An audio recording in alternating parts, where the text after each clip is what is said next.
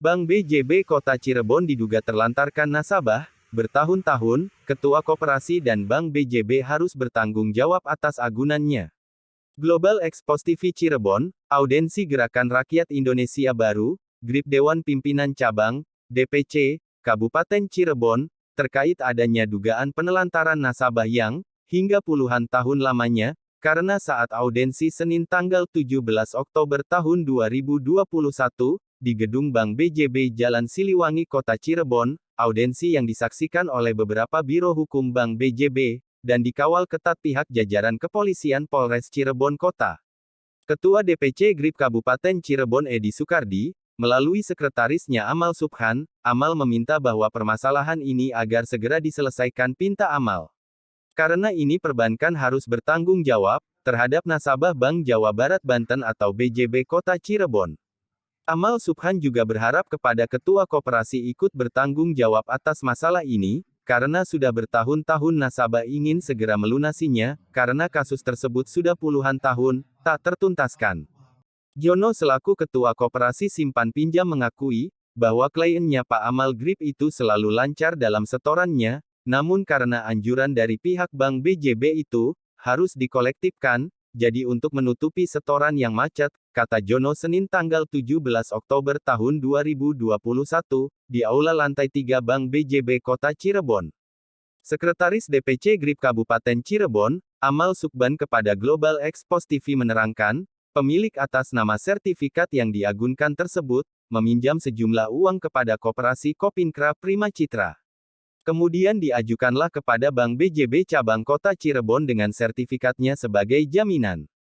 Pemilik sertifikat ini mau mengambil sertifikatnya, dan juga melunasi sisa hutang yang ada di koperasi. Tapi justru ada perbedaan jumlah sisa hutang antara pihak Bank BJB dan koperasi. Kalau kata pihak bank, sisa hutangnya sekitar 14 juta. Sementara menurut Jono, Ketua Koperasi sekitar 4 jutaan, jelasnya. Dikatakan Amal, pemilik atas sertifikat tersebut meminta agar pihak Bank BJB Cabang Kota Cirebon memberikan jaminan sertifikatnya yang diagunkan oleh koperasi.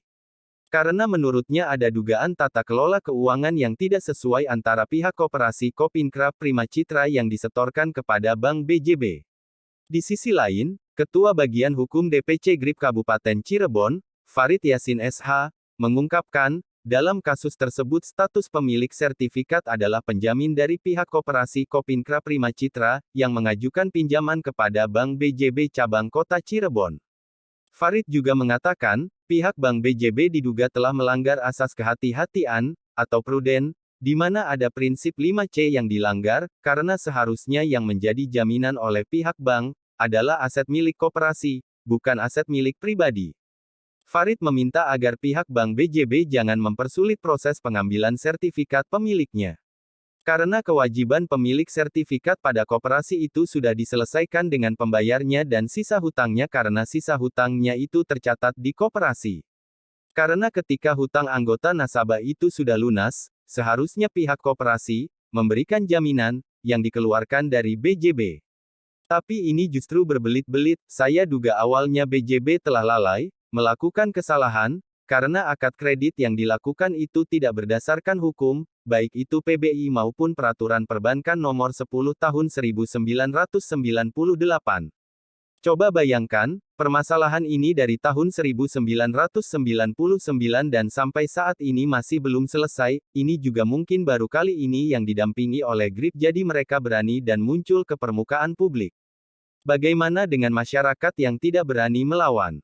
Ini catatan pahit untuk perbankan, karena dunia perbankan ke depan, pungkasnya. Untuk mengaktifasi berita-berita yang ada di Global Expos TV, Anda jangan lupa like, komen, share, dan subscribe. Reporter, Global Expos TV, Cirebon, Sukadi, mengabarkan.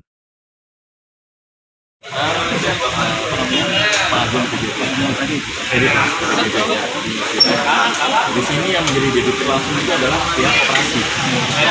Koperasi mengajukan pinjaman kepada BJB dengan jaminan milik anggota koperasi.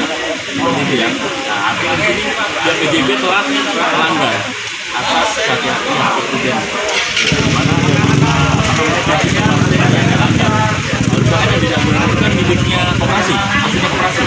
asasnya badan hukum ya, kewajiban itu terhadap koperasi harusnya kan jaminannya keluar dari BJB. Ini tidak. Sejak awal pun BJB juga telah lalai melakukan pelanggaran ya, karena kredit yang dilakukan itu tidak sesuai dengan hukum dan aturan, baik itu BJB maupun peraturan perbankan nomor 10 tahun 98. Tadi ketika ketua koperasi itu menyampaikan argumentasi dia, banyak hal yang dilanggar, ya, sampai tindakan pidana.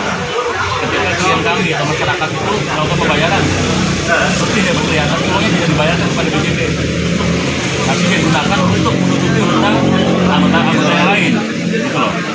Sehingga klien kami tidak berkurang sama sekali. Ya seharusnya sisanya 4 juta sekian, itu masih utuh sekitar 14 juta sekian. Jadi di sini ada pelanggaran yang dilakukan oleh BJB maupun oknumnya, pegawainya, dan juga oleh pihak koperasi atau ketuanya. Jadi awal mulanya bisa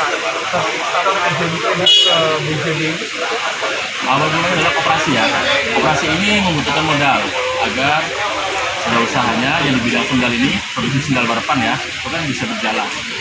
Untuk investasi, dan kami pun belum begitu detail investasi yang seperti apa yang dilakukan. Karena gini, investasi kan cenderung ada keuntungan, bahkan ada risiko rugi. Investasi soal sifatnya, ya, bukan tabungan. Nah, tadi dipaparkan oleh ketua bahwa kami melakukan pembayaran melalui karyawan atau pegawai BJB yang datang ke pihak koperasi. Pembayaran itu pun dilakukan tidak berdasarkan katakanlah anggota A bayar nih Pak, udah 3 bulan atau 6 bulan, yang milik A ini dialihkan ke milik B. Nah, di sini koperasi juga istilahnya penggelapan.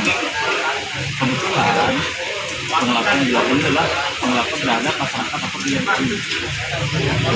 Jadi awalnya masyarakat yang modal di Bukan, jadi masyarakat ini kan dia diajak nih, yuk gabung sama koperasi kita. Ya, nanti kita kasih modal dengan syarat sertifikatnya menjadi jaminan. Tapi kalau ke koperasi, jaminan itu bukanlah ada di koperasi, tapi ada di bank. Di sini makanya bank pun ada maupun upaya mediasi.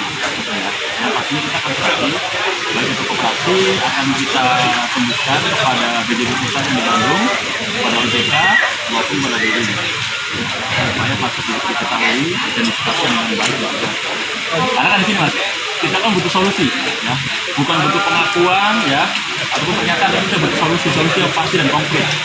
Jadi pada prinsipnya seperti ini, pada prinsipnya nasabah yang merasa dirugikan oleh perusahaan, kita ingin membenahi maladministrasi dalam perusahaan. Nah, sebenarnya dalam hal ini kalau secara hukum yang bertanggung jawab ini adalah BJB. Jadi mengontrol semua, mengawasi cairan, jaminan dan segala macam. Tapi disinilah penemuan tadi di lapangan, hal itu tidak dilakukan oleh BJB. Itu yang menjadi sayang kami sayangkan di tindakan BJB itu. Harusnya lebih kontrol lagi. Hasil pertemuan ini kami harapkan dapat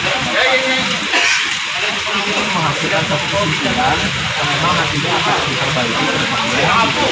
Karena saya yakin, kami juga yakin di sini bahwa ada ratusan debitur yang mengalami hal serupa. Tapi itu Patut diduga ya, patut diduga ini belum dan tadi hal tentang ataupun nasabah yang menyatakan koperasi dan koperasi membayar menutupi para debitur yang tidak dibayar, itu dugaan kita sementara karena kita harus tetap